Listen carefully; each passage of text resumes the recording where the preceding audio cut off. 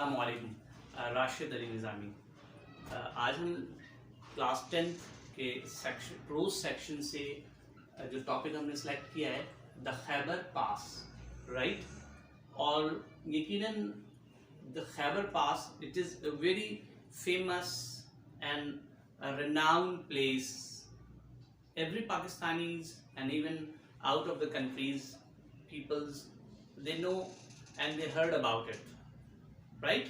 تو basically the Khyber pass اس chapter کے اندر ہم اس کا ایک انٹروڈکشن پڑھیں گے کہ خیبر پاس کا ایک تعارف کہاں ہے، کیسے ہے، اور یقیناً اس کی ہسٹری کو بھی ہم دیکھیں گے کس طریقے سے یہ ایز اے ٹریڈ روٹ استعمال ہوتا رہا اور آج بھی ہو رہا ہے، اور پہلے اور اب میں کیا ڈفرینس ہے، کیا فرق ہے، اور وہ کون سے فاتح کانکرر جو ہیں وہ تھرو خیبر پاس کے جو ہیں وہ ایشیا کے اندر انٹر ہوتے ہیں، پاکستان کے اندر انٹر ہوتے ہیں، اور یقیناً ایشیائی ممالک انڈیا کے اندر کس طرح سے وہ دوسرے ملکوں کو فتح کرتے ہیں، اور تجارت کس طریقے سے جو تجارت امپورٹ اور ایکسپورٹ، درآمدات اور برآمدات کا سلسلہ جاری تھا اور جاری ہے.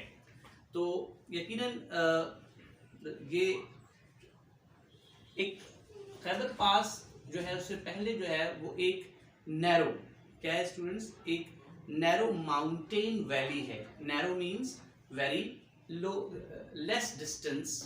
ماؤنٹین یو نو، ماؤنٹین ایک پہاڑی علاقہ ہے، اسی کے اندر ویلی وادیاں اس کے اندر موجود ہیں، اور تقریباً وہ 50 کلومیٹر 50 کلومیٹر 50 کلومیٹر جو ہے وہ اتنے زیادہ اس کی جو لینتھ ہے وہ 50 کلومیٹر ہے. You can imagine how it is long.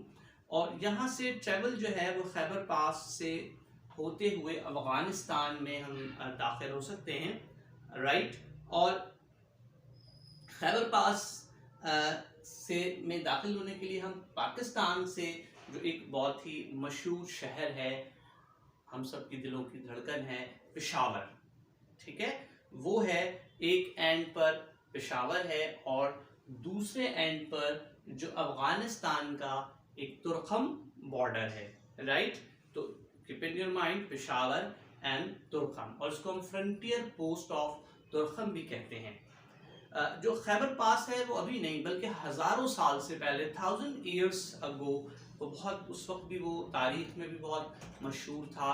اور آریانز جو ہیں، ٹھیک ہے، جو قوم تھی وہ اس خیبر پاس کے تھرو ہی جو ہے وہ ہزاروں سال، 4000 تقریباً 4000 years ago جو ہے وہ پاکستان میں انٹرڈ ہوتے ہیں، داخل ہوتے ہیں. اس کے بعد یہ سلسلہ وہاں رکتا نہیں ہے، بلکہ اس کے بعد جو ہیں منگولز جو ہیں اور جو تاتار ہیں جس کو، وہ بھی وہاں سے داخل ہوتے ہیں. جیسے کہ آپ نے چنگیز خان کا نام سنا ہوگا، ہلاکو خان کا نام سنا ہوگا. یہ سارے وہ لوگ یہاں داخل ہوتے ہیں ایشیا کے اندر. اور اسی طرح سے سلطان محمود غزنوی یقیناً ایک بہت بڑا نام ہے، ایک بہت بڑے فاتح ہیں. محمود غزنوی نے خیبر پاس کے تھرو ہی انڈیا پر وہ 17 ٹائمز اٹیک کرتے ہیں، جو آپ کو اردو کی کتابوں میں بھی آپ پڑھیں گے، درسی کتابوں میں اس کو سومنات کی فتح کا نام دیا جاتا ہے.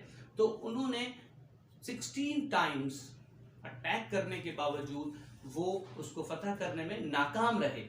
لیکن ناکام ضرور رہے، لیکن ان کے ذہن نے اس ناکامی کو قبول نہیں کیا، اور ایٹ دا لاسٹ پھر 17th ٹائم انہوں نے اگین اٹیک کیا، اور پھر اس کو جو ہے وہ انہوں نے فتح کر لیا. تو اس میں ہمارے لیے ایک بہت اہم سبق ہے کہ ٹرائی اینڈ ٹرائی، کوشش کرتے رہنا چاہیے، یقیناً اس کا رزلٹ ہمیں حاصل ہوتا ہے. اور پھر اسی طریقے سے دیگر جو ہیں وہ مسلم کانکرر یعنی مسلمان فاتح جو ہیں، جس میں شہاب الدین غوری ہیں، بابر اور احمد شاہ ابدالی، یعنی یہ لوگ بھی وہیں سے داخل ہوتے ہیں اور ایشیا کے حصوں پر وہ جو ہے وہ فتح کرتے ہیں، اور اسلامی شعار کو، اس کو بھرپور طریقے سے پھیلانے کی کوشش کرتے ہیں. یہاں پر ایک مسکنسیپٹ ہے کہ یقیناً اسلام جب پھیلا تو اسلام نے اسلام کے پھیلنے کے بعد جو غیر مسلم تھے، بالکل اسلام کے اندر غیر مسلموں کے بھی حقوق ہیں، تو ان فاتحوں نے جو فتح کرنے کے بعد ان لوگوں کے بھی حقوق کا خیال رکھا. ان کے پاس جو لوگ جنگ کے لیے تیار نہ تھے، جو امن چاہتے تھے، ہتھیار ڈال دیتے تھے، تو ان کے ساتھ وہ حسن سلوک کا، جو اسلامی احکامات کے مطابق وہ نان مسلمز کے ساتھ رویہ رکھتے تھے. اچھا، آج بھی خیبر پاس جو ہے وہ تجارتی جو ایک ٹریڈ روٹ کے طور پر استعمال ہوتا ہے.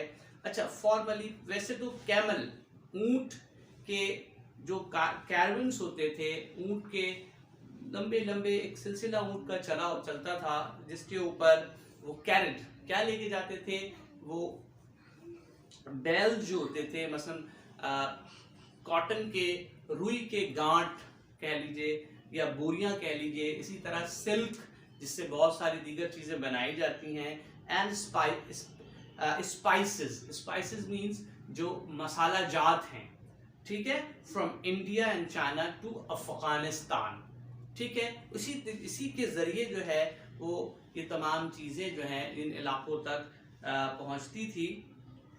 اور پھر افغانستان کے بعد بیونڈ اس کے ساتھ بہت سارے علاقے ہیں، ترکمنستان ہے، روس ہے، اور اس طرح وہاں تک یہ چیزیں پہنچتی تھی. رائٹ.